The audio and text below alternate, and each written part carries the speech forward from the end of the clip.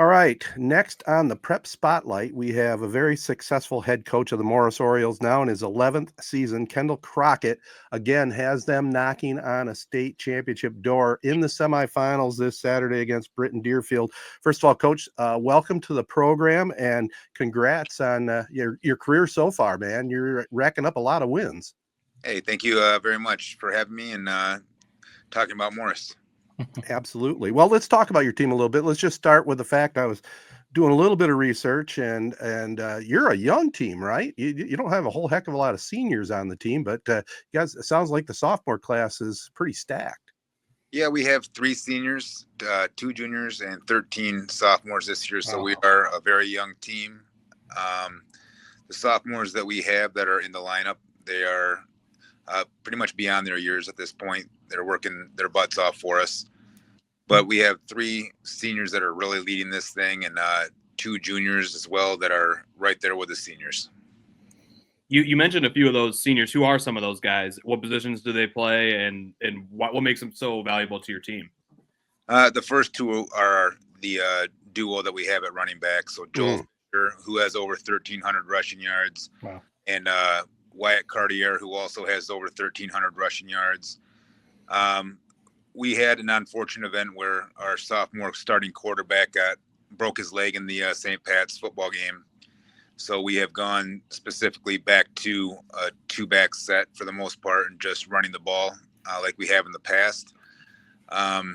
It's worked the last 2 weeks, and we're hoping that it continues to work with this Britton Deerfield team, which is about 240 pounds across the front.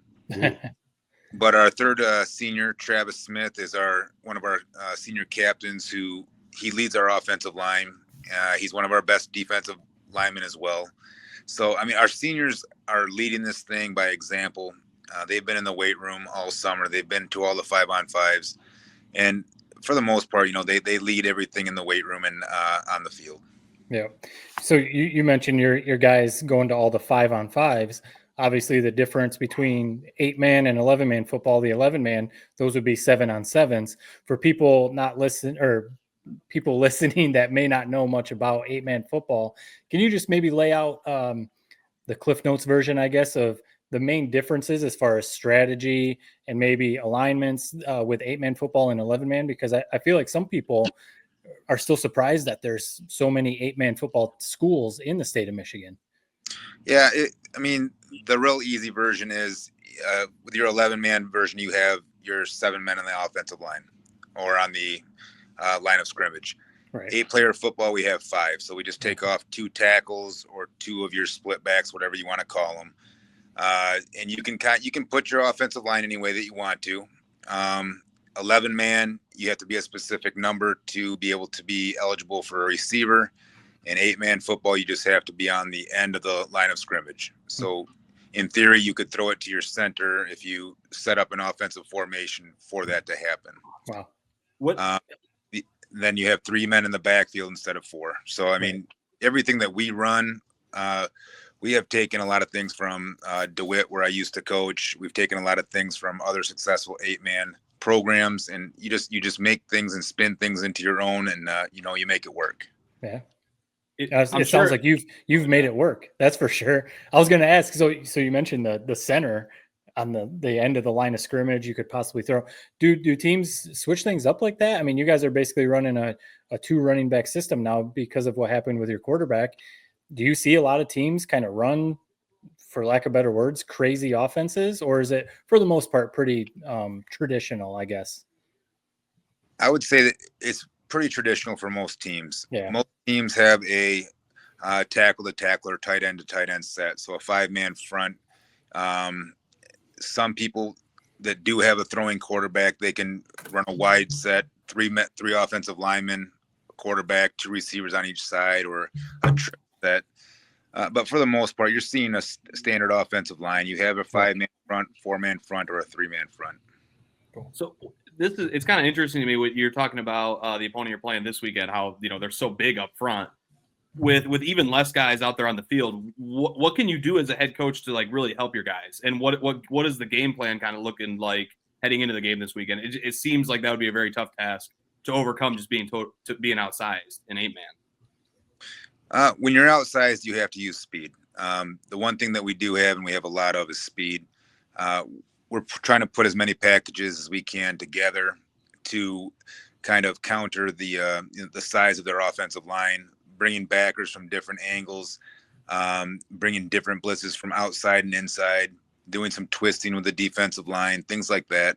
So anything that we can do to try to confuse their offensive linemen and give ourselves an opening for one of our linebackers is what we've been practicing so far. You coached 11-man obviously before 8-man. Is there, on the outside looking in at 8-man, I think it sounds like it'd be a blast to coach. It seems like maybe more so than an 11-man where you have the consistency of like, the same guys. Seems like a little bit more year after year. Seems like an 8-man, it's a little bit more turnover with what offense you're going to run to suit to your talent. Is that fair to say, where it's almost like you're overturning each year, coming up with looking at your talent and saying, what's the best offense we can run this year for this specific, 15-man team? Is that a lot of what it's like, or have you been running the same thing year in and year out, essentially? We've been pretty fortunate at Morrice the last 9 years. I mean, we've had really good running backs, really good offensive linemen. So we've run the same offense for the most part for those 9 years. This is the first year since we've had Nick Hart in my second season where we had a throwing quarterback that could really put it down the field 40, 50 yards. But most teams are able to stay with their traditional offense, what they have run. What we run into in the next couple of years is our numbers are going to drop off pretty quick. Right. So once our sophomore class goes through and those 13 are gone, our team size is going to be down to about 12 kids for a while. Oh, wow. So at that point, I think you just put on the field what you can put on the field to football. And it's hard to say, especially with smaller schools. We're at about 145, but there's some schools that have 90 some kids in their high school. Wow. Right. And they put 13 kids on the sideline. And I mean, you run what you can run with 13 kids. I mean, if it weren't for 8-man football, some of these teams with those numbers, they're just not playing football at all. So we're fortunate to have decent numbers right now, and we hope to keep that consistent. Have you ever happened to see, like, I was watching the Texas high school state coverage for their state finals, and they have 6-man football. Is that something you've ever happened to see, and do you have any thoughts on that? I did. I watched it, the Texas version of it. Yeah. So same as you. First time I watched it, it reminds me of what flag football looks like for our younger. Right. Or I think everybody's eligible, and you can just do all kinds of stuff. I mean, it's neat to watch. Right. Yeah, it's fascinating. Kendall, 8-man football typically is known for high-scoring offenses, but you guys have a really good defense this year. And I know Wyatt Valentine, I think he's got 9 interceptions on the year. Talk a little bit about your defense. Again, we have a great defensive coordinator in Brad Long. He's been there for the last 7-8 years with me as well. And we've put this program, and the rest of the coaches have really put a lot of work into this program. And defensively, it's not a one-trick pony for him. He has about 4 or 5 defenses that he runs depending on the offense that we're going to go against. And Wyatt Valentine's just a sophomore this year. And like I said, 9 interceptions. It's a record for Morrice. Our other corner, Joel Fisher, doesn't have the interceptions, but he's doing a heck of a job doing defensive back as well. But, the teams that are fortunate enough to have a front 3 or a front 4 are going to benefit with their linebackers and corners behind them. And this year we just happen to have what I think is probably 2 of the better defensive ends in 8-man Division II. Very skilled, very strong, hold the edge for us. And we have a sophomore in the middle, Braden Hart, who's demanding double teams, sometimes triple teams in the middle. So our defense has been extremely consistent over the last 5 years. Which is big because, like Ted said, I know at least the little bit that I've heard and read and listened to about 8-man football, like I said, high scoring. So if you can have a defense that can keep that scoring down, I mean, that's just a huge advantage. I wanted to ask you about a hot topic that we've talked about on the podcast. It may not necessarily apply to 8-man football because to an extent, you guys have to go to where the schools are. You have to travel to where your opponents are because there aren't 8-man schools, around in every county necessarily. But we've talked about the playoff system in MHSAA, and you coached 11-man, so you know the sport and the layout with everything. What are your thoughts, maybe, unofficially on the point system, or maybe how they kind of do the matchups for the districts, the regions? Do you think that they have a good system for the points, and the playoff seeding and making matchups for regions and all that kind of stuff? Or do you think that there's a way that they could kind of figure something out? Maybe Jared has talked about having less divisions. Obviously you couldn't necessarily do that, like I said, in 8-man, but have you ever put any thought into that? Because it's something we've talked about on the podcast quite a bit. Just from the 8-man perspective, I won't talk on 11-man because I think they do a pretty good job with that. Sure. 8-man this year, we had several teams not make the playoffs that were 7-2. One team that was 8-1 up in Cedarville.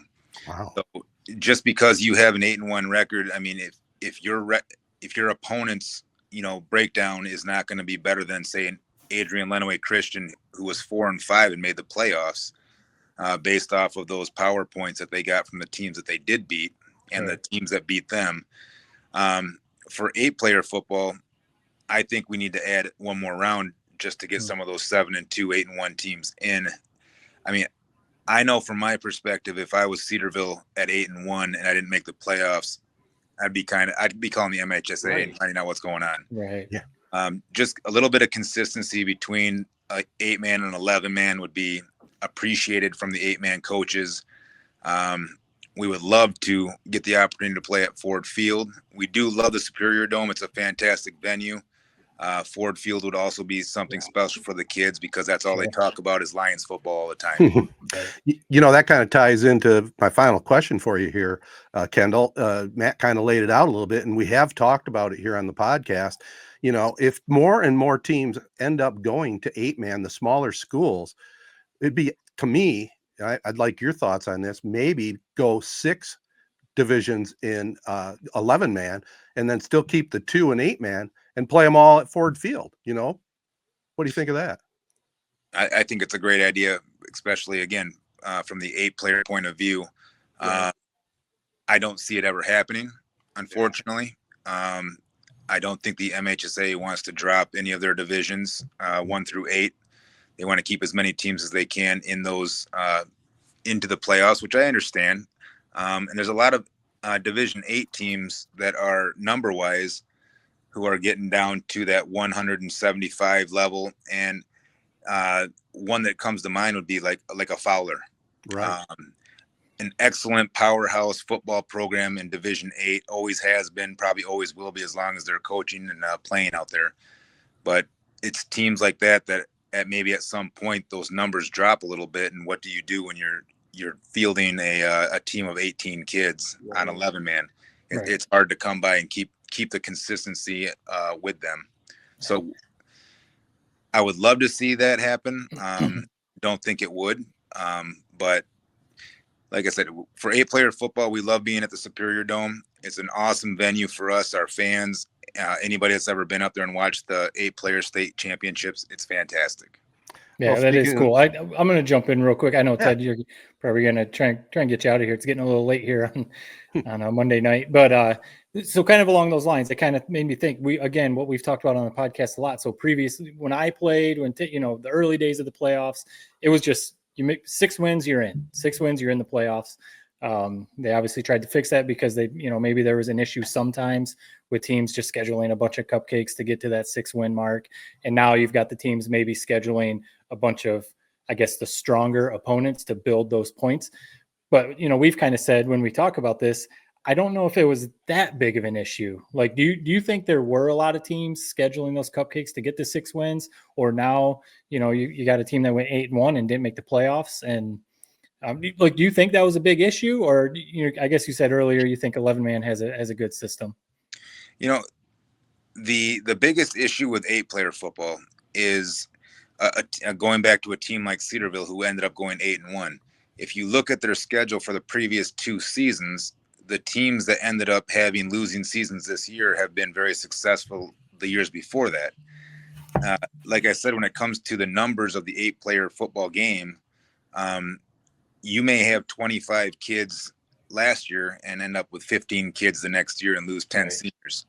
So you can never judge or base anything off the previous season on how good you're going to be the next season when you're losing 10 kids, 12 kids, 8 seniors, whatever it may be. Right. It varies so much from year to year. Right. And the eight player teams, it's hard to have a consistent schedule and know who's going to be good every single year. You have your traditional powers. You have North Powers. You have Crystal Falls, Forest Park. Marion's been good. Deckerville's always good. Adrian Lenaway's been good for the last 7 years. Climax, Mendon, all those teams. You have your traditional teams that have been good, but you don't know what you're going to have from year to year. Yeah.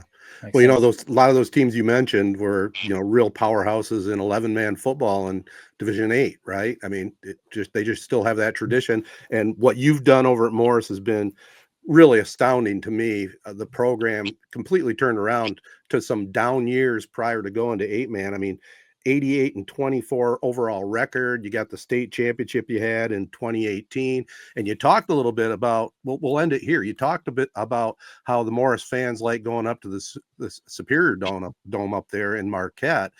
Talk a little bit about the fan support here that you get at Morris for your games, especially at Field of Dreams, and the main man himself, my good buddy, Andy Flynn.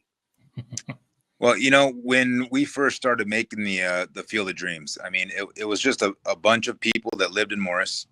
A few of them had kids that were actually in middle school or in elementary school at that time, and they just all got together, started doing some fundraising to get that field going. So we have always had a great support for our football team from the Morris community itself. And everything that we do, it doesn't matter where we travel to when we get to playoff time, we're going to have a good following. We'll have a boatload of people going down to Britton Deerfield on a Saturday to see us. And, with Andy Flynn, Andy's been doing it for forever. And he supports everything Morris related. He's always been fantastic for us. He's always been fantastic for me. He's actually the athletic director that hired me 11 years ago. Right. So he's always supported me. He does our stats every single Friday or Saturday night with a couple of his buddies. And you know what? I can't say enough good things about Andy. Yeah, I asked him to send me over a couple things. He sent me a boatload of stuff that he's compiled on the Morris Orioles. Every school should have somebody like Andy. Well, I'll tell you what, Kendall, we appreciate you taking the time out. I know you got a big week in front of you, big road trip down to Britton Deerfield, and we want to wish you the best of luck and congratulations so far and what you're doing over there in Oriole country. Well, I appreciate it. Thank you guys very much. Jacobs Insurance Agency has served Shiawassee County and the surrounding areas since 1977. Just like 3 Point Podcasts, we've had 3 generations: Gary Jacobs Sr., Gary Jacobs II, Brian Jacobs, and myself, Noah Jacobs, serving our community with offices in Waterford and Owasso on M21, just west of Home Depot. Stop in or go online to jacobsinsurance.com to get a quote or get your questions answered by our team. Jacobs Insurance is a proud supporter of our local schools and the proud sponsor of the Prep Spotlight. Insure everything, local, independent, and trusted. It's our family working together to protect yours. That's the Jacobs way. All right, good words there from the Jacobs Insurance Agency, our sponsor of the Prep Spotlight. And that was a fun conversation with Kendall Crockett of the Morris Orioles. So we'll get into some of the games from last week. Before we do, I just want to send a shout out to the family of Gary Schooley. Gary Schooley passed away here recently at the age of 84. He was a longtime coach, volunteer, ran Corunna rec program for a lot of years. Good guy. I always remember seeing him as the right-hand man for Frank Davis, at the scorers table, helping Davis coach the team. He'll be missed for sure. Gary Schooley, a Corunna legend. But not so legendary was Corunna's game against Pontiac Notre Dame Prep on Friday night. The Cavs just jumped into too big a hole to even come out of. They lost 56-7. Prep scored 36 second quarter points, led Corunna 56-0 at the half. Couple bright spots. Caden Cowdery got the Cavs their only touchdown in the fourth quarter on a 3-yard run, finished with 66 on the ground, 4 of 6 passing. But the Irish definitely came into that game with revenge on their mind after losing last year 28-17. They may have been, who knows, the second or third best team in that division last Right. year, but Corunna took it to them. And Right. I expect Notre Dame probably to make it to Ford Field. They got a big game against Armada this Friday night or Saturday. I'm not sure what day the game is, but they're a good team, man. They're good. Yeah. Now we talked about it last week. One of our listeners, followers said Corunna can't fall behind early. And, you laid it out right there. That's exactly what happened. So trying to play catch up versus a team as good as, Notre Dame Prep. I mean, it's a tall hill to climb. And, sometimes you just run into a buzzsaw. I mean, Yeah. Corunna did that to a couple teams in the playoffs last year. A team in the playoffs and you're beating them by 40, 50 points is just kind of crazy. So sometimes, you just run into a team that's bound for a state championship. Just what happens. Yeah, we've seen it a couple times. A number of years back, Frankenmuth, put up a lot of points on Corunna, and I think maybe Lansing Sexton back. That's what I was going to say. Yeah, we bet a few of these in playoffs. They suck, man. They do. You never want your season to end that way. Right. You want to remember the good times. I know they were dealing with some injuries that definitely didn't help. That's just a good squad and a good program, and it's unfortunate. You just move on to next year. What can you do, really? Absolutely. And the seniors on the team this year, they finished 8-3 this year after last year's 13-1 state runner-up performance. So they'll have a lot to look back on their high school career for sure. In other games, Lansing Catholic over Ovid Elsie 31-28. The Marauders fought back from a 21-point deficit, but mistakes prevented OE from moving on to the regional. Trace Tokar, last time we'll probably be talking about him on the podcast, maybe until spring and track. Right. Finished his grid career with just under 200 yards rushing with a couple of touchdowns. He was 7-11 passing for 111 yards, 2 more touchdowns. So he at least closed it out in fine fashion, just came up just short. Like LTC is having some wild games in the first 2 rounds of playoffs. So it'll be fun to see how they play out the rest of the way. And it sounds like every game is I use Last Chance U a lot, but it sounds like every one of these games is from like the Last Chance U TV show drama every week. Yep, absolutely. A team we're going to be following, Fowler Eagles. They down Saginaw Michigan Lutheran Seminary 43-13. Jake Hoffman completed 11 of 13 passes for 225 yards. They're going to take on Harbor Beach on Saturday at the Fowler Eagle Nest. So that ought to be a pretty good game there. Fowler ranked number 1 in the AP poll in Division 8, and Harbor Beach tied for second. So it's going to be a heck of a matchup there, and Z92.5 will be carrying that one. And we already talked about the Morrice Orioles, 46-14 over Mount Pleasant Sacred Heart. The O's picked up their 4th regional title in the last 7 years. Joel Fisher led the way. Kendall Crockett talked about him. He had 227 yards and 3 touchdowns. Wyatt Cartier had just under 100 yards and 2 more touchdowns. So good luck to the Orioles as they get ready for semifinal appearance down there at Britton Deerfield. It's pretty crazy. Coach Crockett said about the injury they had at the quarterback position. Kid was only a sophomore, so hopefully, he's going to heal up well and he's going to be back for a couple of years for Morris. But that, you don't think about. It happens sometimes even in 11-man, but if you don't necessarily have a backup quarterback, but definitely in 8-man football, that quarterback you're playing might be the only guy that can play quarterback. You just go to a 2-back system. You just put 2 running backs back there, and you just say, "Listen, we're running the ball 60 times, and that's what's going to happen." Was that single wing? Is that what that is called? The 2. But they're running wing. Yeah. Single wing. Yeah. That's football right there. That's football. I also thought it was fascinating. We can wrap up the preps segment maybe after this, but it was fascinating hearing him talk about the team that was 8-1. I'm blanking on the school's name as of this moment, but that was 8-1 getting left out of the playoffs. That's mind-boggling. I mean, we talk a lot about the 11-man. It is almost like the 8-man is kind of a forgotten level of football. I'm telling you, watch those Texas high school broadcasts in those 6-man games. It is awesome. It's good football being played, and there's good football being played in 8-man. I'm with him. Let's bring those 8-man games to Ford Field. It seems like they're getting left out of a lot of the fun. In my opinion, I get a lot of those schools are UP schools, but who the hell doesn't want to play at Ford Field?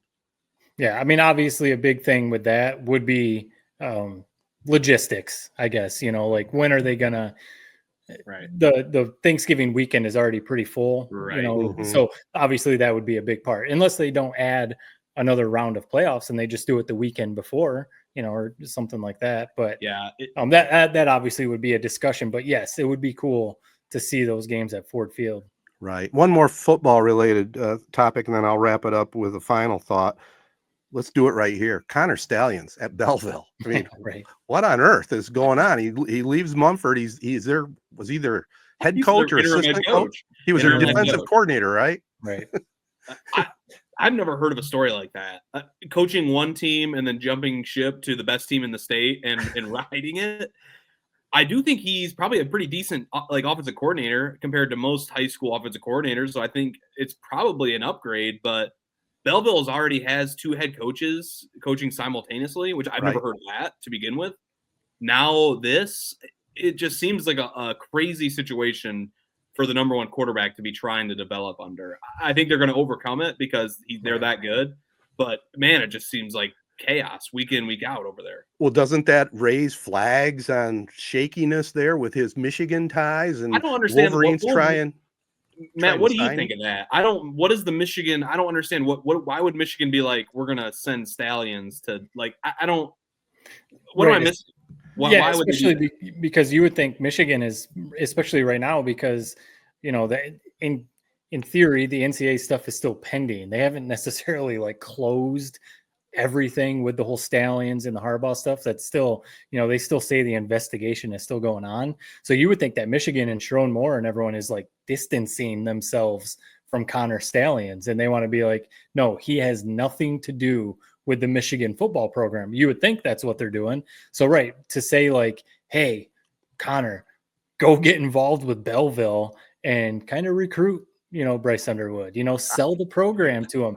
I hope Sharon Moore wouldn't be dumb enough to dip his toes into that, because if all of a sudden, boom, next week Bryce Underwood flips to Michigan, people are going to be like, whoa, wait, he all of a sudden flips to Michigan and Connor Stallions just went over there last week? What's going on here? That would blow my mind if Michigan had anything whatsoever to do with it. I think it's just Stallions is such a Michigan guy. He made it clear in that documentary. He loves the University of Michigan. Right. I like to imagine Sharon Moore was recruiting Bryce and said, "I'm going to give you my best guy, and he's going to help win you guys a state title. I know you guys are struggling a little bit. You lost to Howell. I'm sending my best guy to take care of you guys." It just is. It's fascinating, man. It's been a fascinating year. His story has been interesting to follow. Insane. It's going to be fun to watch down the stretch. Absolutely. You go from everything that happened at Michigan to you land with quite possibly the worst program in Detroit, and then now you're coaching the number 1 recruit, not just in Michigan, in the whole country. It's just I wonder. I am fascinated by it. Did he come in with his own offense and say, "All right, we're revamping everything. We're throw the old playbook in the trash," or did he come in and just start running their offense? How did that go about? Might have to find some answers out about that. Look into that for us, Jared. A little assignment for you. Look into it and bring it on the next pod. We need to find this guy's contact information. Can we get this guy and interview him? Prep Spotlight next week. Why not? Let's do it. It's wild. All right, let's call it a spotlight again. Thanks to the Jacobs Insurance Agency. We appreciate their sponsorship. And again, good stuff there, boys. Look forward to wrapping up the football playoffs. All right, we'll be right back. Boy, should we talk a little Detroit Lion football? That Sunday night game was one for the ages, man. We'll talk about that right after this.